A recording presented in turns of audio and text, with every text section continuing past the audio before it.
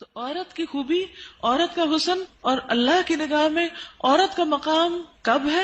جب وہ شوہر کی فرما بردار ہو اور جینون جگہوں پر اور جینون احکامات میں اس کی مخالفت نہ کرنے والی ہو۔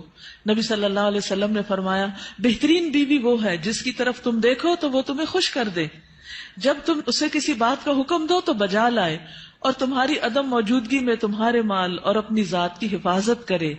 تو ہمیں ایسی بہترین عورت بن کے دکھانا ہے۔ رسول اللہ صلی اللہ علیہ وسلم نے فرمایا، اللہ تعالیٰ اس عورت کی طرف نظر رحمت سے نہیں دیکھتا جو خاوند کی شکر گزاری نہیں کرتی، حالانکہ وہ اس سے بے نیاز نہیں ہو سکتی، اس کے بغیر رہ بھی نہیں سکتی، لیکن جب وہ ہوتا ہے تو اس سے وہ صرف لڑائی کرتی رہتی اور گلے شکوے کرتی رہتی، کمپلینٹس، ہر چیز میں کمپلینٹس۔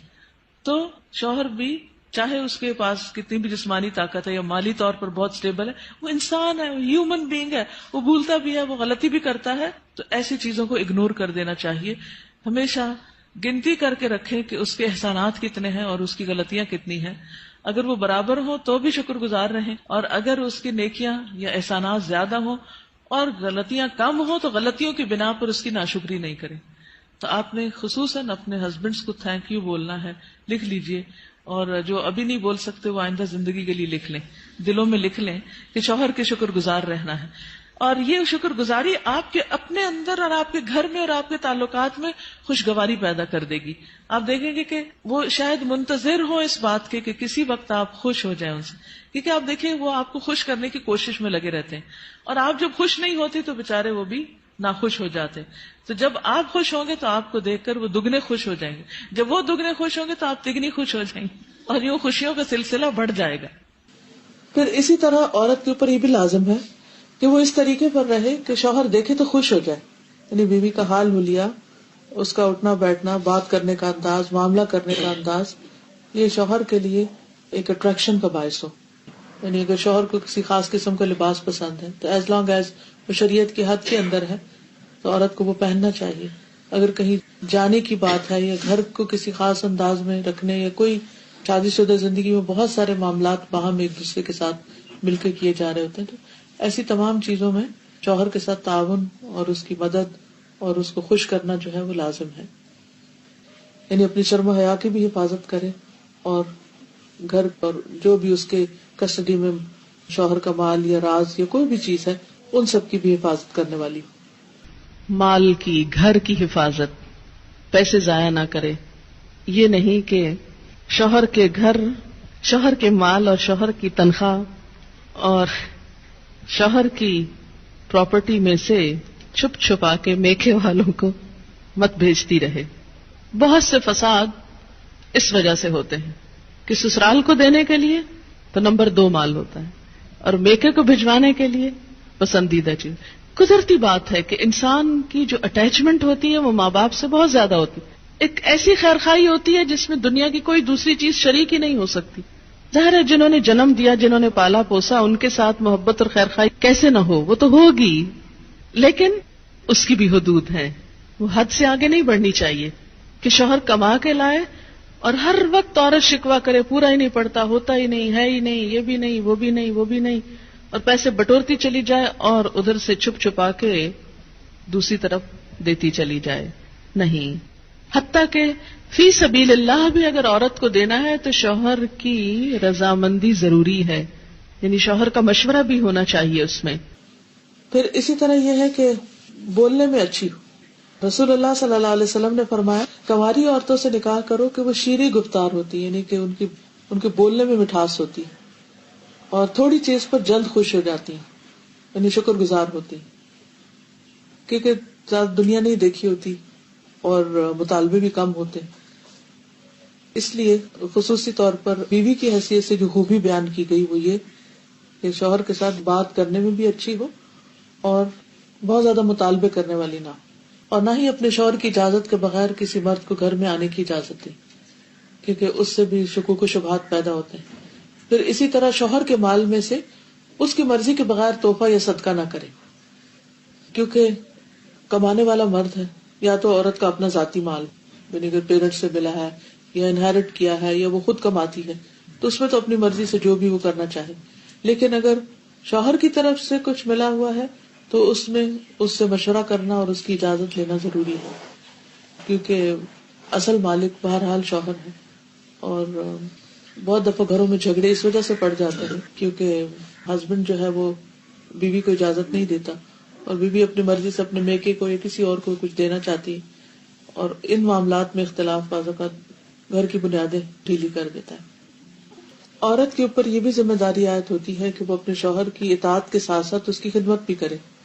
جس طرح شوہر گھر سے باہر سب کچھ کمانے کا ذمہ دار ہے، تو اسی طرح عورت گھر میں آرام اور سکون فراہم کرنے کی بھی ذمہ دار ہے. پھر اسی طرح یہ ہے کہ شوہر کی اجازت کے بغیر نامحرموں سے گفتگو سے بھی بچنا چاہیے. حضرت علی بن ابی طالب سے روایت ہے کہ رسول اللہ صلی اللہ علیہ وسلم نے خاوند کی اجازت کے بغیر عورتوں سے ان کے گھروں میں گفتگو سے منع کیا ہے. اگر شوہر کو یہ بات پسند نہیں کہ عورت کسی مرد سے بات کرے تو عورت کو نہیں کرنی چاہیے، کہ بعض اوقات انہی چیزوں سے پھر جھگڑے پیدا ہو جاتے. پھر اسی طرح یہ ہے کہ مشکل حالات میں شوہر کا ساتھ دے. پھر اسی طرح بد اخلاقی اور بد زبانی سے دور رہے. اب یہ جو بد زبانی ہے یہ عام طور پر بہت سے کام خراب کرتی ہے. انسان کی زبان ہی ہوتی ہے جو اس کو عزت دیتی ہے، اور زبان ہی ہوتی ہے جو اس کو ذلیل کر دیتی ہے. اگر ایک زبان انسان کنٹرول کر لے تو اللہ تعالیٰ اور بندوں دونوں کے سامنے انسان سرخرو ہو جاتا ہے. اس لیے انسان سوچ سمجھ کر بات کرے. پھر اسی طرح یہ ہے کہ بد دعائیں نہیں دینی چاہیے، نہ اپنے آپ کو، نہ بچوں کو، نہ شوہر کو، اور نہ کسی اور کو. کیونکہ اگر کوئی دوسرا بد دعا کا مستحق نہ ہوا تو وہ بد دعا واپس پلٹے گی، جس نے دی ہے اسی کو آ کے لگے گی.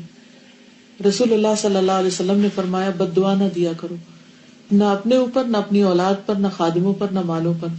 کہیں ایسا نہ ہو کہ وہ قبولیت کی گھڑی ہو کہ جس میں اللہ تعالیٰ سے مانگا جائے تو وہ دعا قبول ہو جائے اور پھر انسان خود ہی پچھتائے.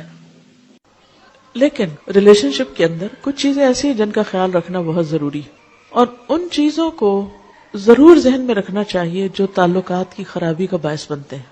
ٹھیک ہے، کچھ چیزیں تو وقتی طور پہ انسان کی طبیعت مزاج کا حصہ ہوتی ہیں، کچھ بچپن کی دو مختلف گھرانوں سے اٹھان ہوتی ہے، اور پھر مرد اور عورت کا جو بایولوجیکل ڈفرینس ہے وہ بھی بیچ میں بہت اہم رول ادا کرتا ہے.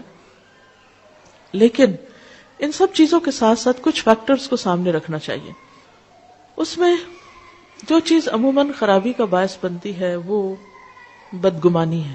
جب کسی پہ شک ہونے لگتا ہے تو وہ شک انسان کو ختم کر دیتا ہے، انسان کا چین لوٹ لیتا ہے. ہسبینڈ وائف کے درمیان محبت کو قائم رکھنے والی چیز اعتماد ہے. جب تک ایک دوسرے پر اعتماد اچھا ہوتا ہے تو خواہ ایک دوسرے سے دور بھی ہوں تو کچھ مشکل نہیں ہوتی، دونوں اپنی اپنی جگہ سیٹسفائیڈ ہوتے. لیکن قریب رہ کے بھی اگر بد اعتمادی کی فضا آ جائے، شک آ جائے تو خوشیاں ختم ہو جاتی ہیں. اس لیے حد الوسع یہ کوشش کرنی چاہیے کہ ان کاموں سے بچا جائے جو ایک دوسرے کو پسند نہیں. جو چیزیں ہسبینڈ کو پسند نہیں، بیوی کو ان سے بچنا چاہیے. اسی طرح بد اعتمادی، اعتماد کے ساتھ ساتھ تنگ نظری سے بچنا چاہیے، نیرو مائنڈڈ نہیں ہونا چاہیے، اور ایک دوسرے کے ساتھ ایک دوسرے کی چھوٹی چھوٹی بات کو مائنڈ نہیں کر لینا چاہیے. کیونکہ بعض اوقات جب شادی ہوتی ہے تو دونوں میں سے کسی ایک کی یا دونوں طرف کی ایک پوزیسو ایٹیٹیوڈ جو ہوتا ہے کہ بس دوسرے شخص کا سب کچھ ہی میرا ہے. اور جب ہم دوسرے سے محبت کرتے ہیں یا محبت کا اظہار کرتے ہیں تو پھر ہم کیا چاہتے ہیں کہ یہ شخص بس اب کسی اور کی طرف توجہ نہ کرے. اگر شوہر ہے تو اگر وہ ماں سے بھی بات کرے گا تو بیوی کو کھلنے لگتا ہے کہ ماں کا سر ماتھا کیوں چوم رہا ہے. اگر بہن بھائیوں سے بھی بات کرتا ہے تو وہ بھی بعض اوقات برا لگنے لگتا ہے. یہ تنگ نظری نہیں ہونی چاہیے، دل کھلا ہونا چاہیے. جو محبت میں آپ کا حصہ ہے وہ آپ کا ہے، بیوی کی جگہ اور کوئی نہیں ہو سکتا.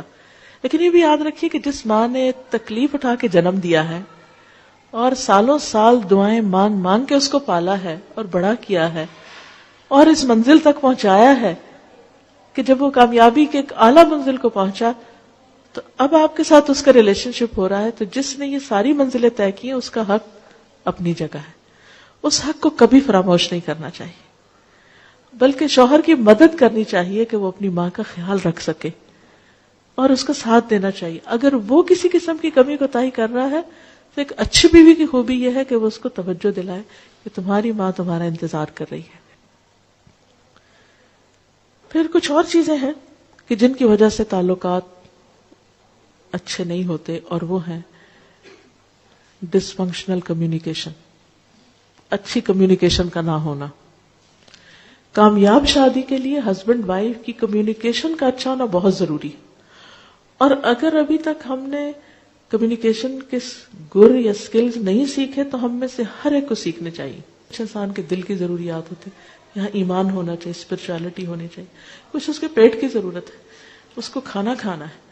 تو آپ صرف شوہر سے کسی شیکسپیئر کے اوپر باتیں کر کر کے اس کو راضی نہیں کر سکتے کہ آپ نے بہت کچھ پڑھا ہوا تو آپ اس کو روز ایک نئی کہانی سنانے لگتے ہیں. اس سے وہ خوش نہیں ہوگا جب تک آپ کھانا اچھا نہیں دیں گے. اور پھر اسی طرح شادی کا اصل مقصد کیا؟ ہسبینڈ وائف کی سیکشل نیڈز بھی ہیں. اب اگر آپ کھانا بھی اچھا پکا رہے ہیں اور آپ باتیں بھی بہت اچھے کر رہے ہیں اور بڑے اسپرچل بھی ہیں، بڑا ایمان ہے آپ کے اندر، لیکن ہسبینڈ اگر آپ کو بلاتا ہے تو آپ موڈ آف کر لیتے ہیں اور اس کی ضرورت پوری نہیں کرتے، یا اس کے ساتھ محبت سے پیش نہیں آتے، یا اپنی محبت شو نہیں کرتے، تو بھی غلط بات ہے، ریلیجسلی بھی غلط بات ہے. تو یہ چیز بھی بعض اوقات جھگڑوں اور فساد کا باعث بنتی. ٹھیک ہے، انسان کے موڈ اپ اینڈ ڈاؤن ہوتا ہے، کبھی دل نہیں بھی چاہتا، لیکن اس وقت انسان یہی سوچے کہ اگر میرے اندر کسی چیز کی طلب ہو اور کوئی اور مجھے پریونٹ کر دے اس سے، تو پھر میرا کیا ہوگا؟ تو اس وقت مجھے اگر نہیں بھی ضرورت اور ہسبینڈ کی ایک ضرورت ہے تو دونوں کے درمیان جب ہی نبھے گی نا جب ایک دوسرے کی ضروریات کا خیال رکھیں گے.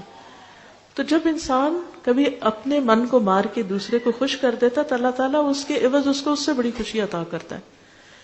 ان چیزوں کا خیال رکھنا ضروری ہے. پھر اسی طرح یہ ہے کہ بے تکلف ہو لیکن شاؤٹ نہیں کریں ایک دوسرے پر. احترام اپنی جگہ قائم رہے، کیونکہ چیخ چلا کے بات کرنا، دور سے شاؤٹ کرنا، اس سے بھی ایک دوسرے کے لیے بعض اوقات دل جو ہے وہ ایک دوسرے سے تنگ ہونے لگتے ہیں. پھر ایکیوزنگ بیہیویئر نہ ہو کہ ہر چیز میں آپ تو ہم کو ٹائم ہی نہیں دیتے اور آپ تو بہت ہی مصروف رہتے ہیں اور آپ تو ایسا ہے اور ویسا ہے. جب آپ ایکیوزنگ ٹون میں ہر وقت بات کرتے ہیں تو دوسرا بیزار ہونے لگتا ہے. اچھا میں نے اتنی دفعہ فون کیا آپ نے اٹھایا ہی نہیں، اور میں نے یہ چیز لانے کو کہی اور آپ لائے نہیں، اور آپ کو تو کبھی یاد ہی نہیں رہتا، اور آپ کے لیے تو بچے کوئی اہمیت ہی نہیں رکھتے، اور آپ کے لیے تو گھر کچھ ہے ہی نہیں، وغیرہ وغیرہ. اس طرح کی جو ایکیوز کرنے والی باتیں ہیں، اعتراض کی اور ہر وقت کمپلینٹس، ٹھیک ہے ان کا بھی زندگی میں ایک پارٹ ہوتا ہے، ہونی چاہیے کبھی، میں نہیں کہتی کہ وہ نہیں ہونی چاہیے، لیکن بس تھوڑا حصہ. اگر آپ ایک گراف بنائیں نا تو اس میں اس کا ایک چھوٹا حصہ ہونا چاہیے اور دوسرے کو انڈرسٹینڈ کرنے کا ایک بڑا حصہ ہونا چاہیے. کیونکہ اس سے جب صرف ایک دوسرے کو بلیم کرنے والا ایٹیٹیوڈ ہوتا ہے تو ایک دوسرے سے بیزاری پیدا ہو جاتی ہے. پھر اسی طرح یہ ہے کہ زبان درازی، گالی گلوچ، بدتمیزی، بد اخلاقی، یہ دلوں کو اس طرح پھاڑ دیتے ہیں کہ پھر جوڑنے مشکل ہو جاتے ہیں. اور پھر انسان ایک دفعہ یہ کر لیتا ہے لیکن اس کے بعد اتنا اس کا جیسے ہڈی ایک ٹوٹ جاتی ہے نا تو پھر اس کے درست ہونے میں بڑا ٹائم لگتا ہے. ایسے جب دلوں کو توڑ دیتے ہیں نا ہم تھوڑا سا غصہ ظاہر کر کے تو پھر ان کو درست ہونے میں ایک ٹائم لگتا ہے. اور پھر ہم بعض اوقات 1 منٹ میں توڑتے ہیں، اگلے منٹ میں کہتے ہیں سوری، اور اگلے منٹ میں چاہتے ہیں اب دوسرا شخص بالکل ٹھیک ہو جائے. نہیں، اس کو ٹائم دیں اب حتیٰ کہ وہ اس کی مرہم پٹی ہو چکی. پھر اسی طرح یہ ہے کہ باہر سے اکسانے والے بھی بعض اوقات تعلقات کو خراب کر دیتے ہیں. ہسبینڈ وائف کے درمیان اچھے بھلے تعلقات ہوتے ہیں لیکن کوئی رشتہ دار، کوئی دوست، کوئی ادھر ادھر کے لوگ وہ آ کے ایسی باتیں کرتے ہیں کہ جس کی وجہ سے ایک محبت بھرا رشتہ جو ہے اس کے اندر رکھنے پڑنے لگتے ہیں. اس بارے میں نبی صلی اللہ علیہ وسلم نے بہت سختی سے فرمایا کہ جس نے شوہر کے خلاف اس کی بیوی کو بدظن کیا، یعنی شوہر کے خلاف اس کی بیوی کے دل میں کوئی ایسی چیز ڈال دی، وہ ہم میں سے نہیں. پھر بات یہ ہو رہی تھی کہ دوسروں کی انٹرفیئرنس ہسبینڈ وائف کے بیچ میں، یہ صرف ساس کی لڑکی کی ساس کی طرف سے نہیں ہوتی، بعض اوقات لڑکے کی ساس کی طرف سے بھی ہوتی. ہم مائیں بعض اوقات بیٹیوں کا پیچھا کیے رکھتی ہیں اور چھوٹی چھوٹی بات میں ہم انٹرفیئر کرتے ہیں. اچھا کیا کھایا تھا، کیا بنایا تھا، کہاں گئے تھے، یہ ملا کہ نہیں ملا، ایسا ہو گیا یا نہیں ہوا. ان باتوں کی وجہ سے بعض اوقات بہت گڑبڑ ہو جاتی ہے. بچوں کو ایک فریڈم دینی چاہیے کہ آپس میں ایک دوسرے کے ساتھ انڈرسٹینڈنگ کریں، کیونکہ کر ہم محبت میں رہے ہوتے ہیں لیکن الٹا دشمنی کر رہے ہوتے ہیں. ایک اور حدیث میں آتا ہے عورت شوہر کے معاملے میں کسی دوسرے کی بات نہ مانے، کسی دوسرے کی، حتیٰ کہ پیرنٹس کی بھی. آپ کو پتا ہے کہ والدین کی اطاعت فرض ہے. اللہ تعالیٰ نے قرآن پاک میں کیا کہا؟ اللہ کی عبادت کرو اور ماں باپ کی بات مانو. لیکن جب ایک عورت کی شادی ہو جاتی ہے تو اب اس کے لیے اس کا اصل گھر کون سا ہے؟ شوہر کا گھر ہے.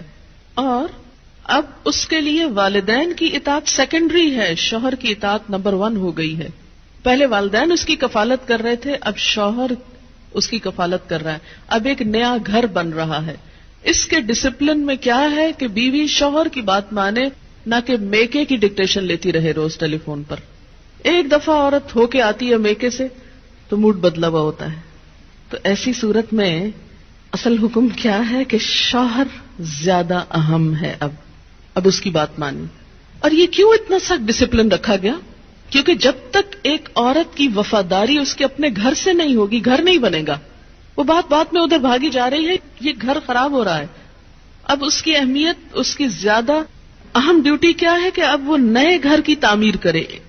اس لیے کہ شوہر نے مہر بھی دیا ہے، گھر دیا ہے، سب ضروریات پوری کر رہا ہے.